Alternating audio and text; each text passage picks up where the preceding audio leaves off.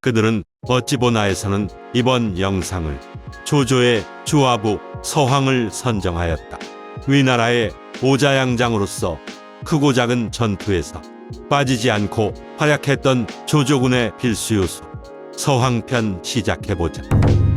서황은 초기작인 삼국지원부터 데뷔를 한다. 당연하게도 서황하면 무력에 눈이 가는데 연희의 대표 피해자로 평가받는 그이지만 의외로 무력은 90대를 책정받는다.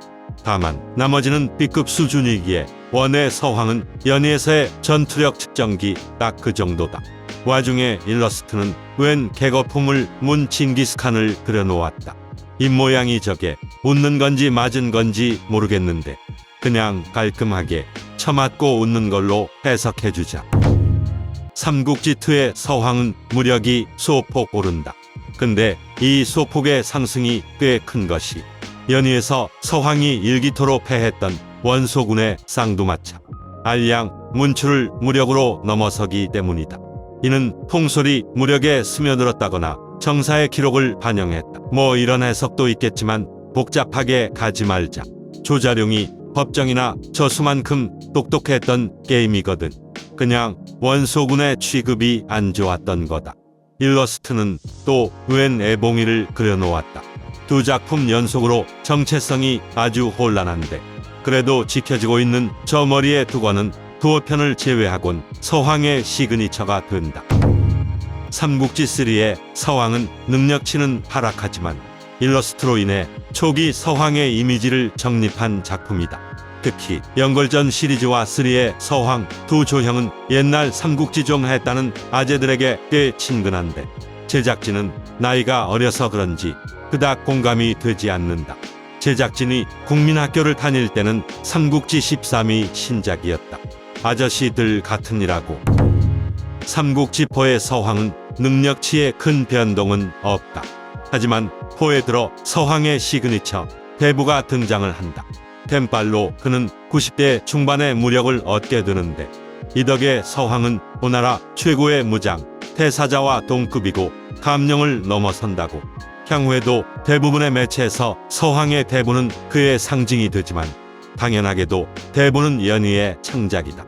참고로 대부의 설명에 실수가 있으니 그림은 외날인데 설명은 양날도끼처럼 묘사를 하고 있다고. 삼국지5의 서황은 최고의 서황이다. 순수 무력은 93, 거기에 대부를 낀 무력이 99가 되면서 이 작에 한해 허저한테 살 좀 빼라고 잔소리를 할 수 있다고 한다. 다만 신난다고 전이한테 개기면 깃대 대신 땅에 꽂혀질 수 있으니 조심해야 한다고. 추가로 무력도 무력이지만 지력이 엄청난 상승을 한다. 5를 기점으로 호에이가 서황을 조조의 주합으로 묘사하기 시작하는 듯한 때 문무견비를 위해 점차 올라가는 그의 지력이 이 영상의 포인트다. 일러스트는 그 어떤 표현보다 시부렁거린다는 말이 어울리는 표정이다. 아마도 특기 때문 아닌가 싶은데 근접 무기를 줘놓고는 활이나 쏘거나 기상이나 취침 나팔이 불면 소등 담당이나 하는 짬찌 취급을 받아서 아닌지. 삼국지6의 서황은 고점을 찍고 살짝 조정받는다. 이제 허저에게 살 빼라고 했다간 숨져버릴 수 있기에 몸조심을 해야 하는데 그래도 그의 대우는 여전한 것이 식스만의 시그니처 일기토에서 전이나 손견 게다가 황충마저 못 가진 고유 필살기 모션을 부여받기 때문이다. 특히 필살기의 위력도 상당하기에 한 방 맞으면 상대편의 맹장이 전력을 다하게 만든다고. 일러스트는 전작의 리터칭이지만 신경질적인 인상이 조금은 사그라든 모습이다. 필살기 이름이 소인부선참인데 얼굴마저 소인배 같으면 안 되기에 이미지 관리에 들어간 걸로 보인다. 삼국지7의 서황은 무력과 지력, 이제는 매력까지 오르면서 성장을 지속한다. 초기의 맹장형이었던 그가 이제는 만능형의 인물로 거듭나는데 여기서 멈추지 않고 이후에도 서황의 상승 곡선은 계속된다. 이러다 서황이 사황이 돼버릴 찰나 밸런스 차원인지는 모르겠지만 이 와중에 대부의 성능은 점차 내려가고 있다. 일러스트는 전작의 조형에서 인매를 좀 만진 모습, 다음 작에서 서황이 망가지기에 그의 잘생긴 얼굴을 보는 마지막 순간이다. 삼국지 8의 서황은 큰 변동 없이 지령만 하락한다. 다만 이작의 서황은 여러모로 아쉬운데 특기의 비루함과 동시에 전법은 위나라의 수의장수라 평가받기엔 너무 심심하다. 여타 동료들에 비해서도 어중뛴 모습으로 여기에 최소한 창진 아니면 동작대의 임팩으로 질풍 정도는 열어줘야 하지 않나 싶다. 근데 이를 뛰어넘는 최악이 있으니 일러스트다. 이건 뭐 두꺼비 한 마리를 그려버리면서 서황의 팬들이 소주를 까게 만들어버린다. 심지어는 오해 서성이 상위호환처럼 보이게 외모가 격화되어 버렸다고. 여러모로 서황이 가장 약해진 시절이다. 삼국지 9의 서황은 능력치에 큰 변동은 없지만 전작의 애매함이 상쇄되면서 바닥을 짚고 오르기 시작한다. 특히 실속이라 볼만한 병법은 이전작과는 반대로 동료들에 비해 꽤 고르게 책정받는데 과연 정사 반영의 나인인 만큼 정사 속 위나라의 크고 작은 전투에서 공적을 올렸던 만능형 장수의 면모가 잘 담겨있는 모습이다. 문제는 일러스트가 아직도 저런데 원추의 9의 일러스트 대부분이 퀄리티가 좋지 못하기에 그냥 이해해주는 걸로 하자. 그리고 드디어 삼국지 10의 서황은 통솔이 오르면서 두 번째 재평가가 시작된다.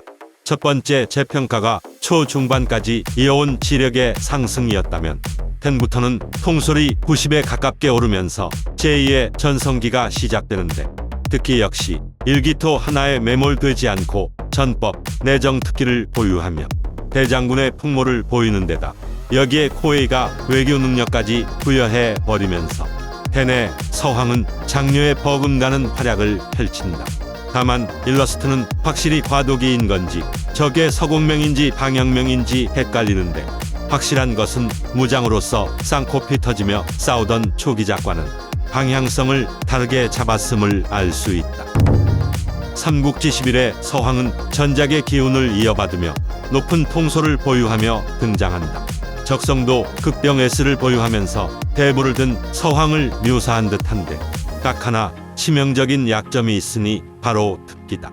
예측컨대 침착이란 이름대로 그의 엄격했던 성품을 담아 책정한 듯하지만 정작 성능을 보면 내 마음이 착잡해지는지라 침착보다는 차라리 극장이나 극신을 주는 게 어땠을까란 생각이다. 일러스트는 다시 두건을 쓴 모습으로 돌아온다. 근데 두건의 색상이 푸른색이 아닌 보라색 계열인데 아마 이전에 몸담은 양봉의 군주 컬러와 조조군의 푸른색을 섞은 걸로 보인다. 아님 말고 삼국지 12의 서황은 최고의 서황 버전. 처음으로 통솔이 90대를 넘기는 데다 지력은 커리어 하이를 기록하면서 하이브의 맹장형 서황과는 다른 번성에서 관우를 몰아낸 지장 서황을 구현한 모습이다. 여기에 실속도 꽤 준수한데 전법인 대타격도 쓸만한 데다 특기는 단순 개수로도 웬만한 S급 명장보다 다수 보유하고 있다. 여담으로 제작진은 여러 매체의 서황 중 신삼국의 서황을 가장 좋아하는데 과장 좀 붙여 이 장면의 서황을 12가 묘사한 건가라는 생각이 들더라는. 일러스트는 다시 뚜껑을 쓴 서황의 모습이다. 제작진은 여기서 확실해졌는데 서황은 투구를 씌우면 안 된다. 개성이 없어도 너무 없는데 얼굴에 줄 2개 그으면 저게 주태지 서황이냐고. 삼국지 13의 서황은 능력치는 정점을 찍고 내려오지만 실속으로서 그 성능을 이어간다. 웬만한 전투 특기들은 모두 7레벨 전후를 찍어주는 데다 전법인 불구룡장은 자부대에 버프를 시게 매겨주는 전법으로 꽤 효율이 좋으니 연위에서 어처구니 없이 맹달의 화살에 죽었던 각색과는 다른 주화부의 기풍을 갖춘 오자양장의 둘째로 자리매김한다. 참고로 여기서 같은 오자양장이었던 우금을 언급하고 싶은데 우금 역시 서황과 마찬가지로 크고 작은 전투에서 활약했으나 딱 한 포인트, 관우에 대한 전투의 성패가 둘의 운명을 갈라버렸다. 동등했던 둘이 단 한 번의 패배에 이렇게 대우가 갈라지니 참 인생사 세옹지마다. 최신작인 삼국지 14의 서황은 큰 능력치의 변동 없이 마무리된다. 개성과 전법을 보면 서황의 캐릭터가 그대로 담겨 있는데 저 침착함과 태연함, 현재와 진정 사이에 섞인 포걸과 장구직입이란 단어는 마치 관우를 잡을 때 조조의 명령을 끝까지 대기하다가 유일당 하나에 파죽지세로 적을 섬멸해버리는 그 장면을 묘사한 듯하다. 초기의 도끼로 이막가가 이제는 장묘와 나란히 하는 오자양장의 둘째로 일러스트처럼 카리스마를 뽐내니 무서워서 다음 장수는 순한 인물을 선정하는 걸로.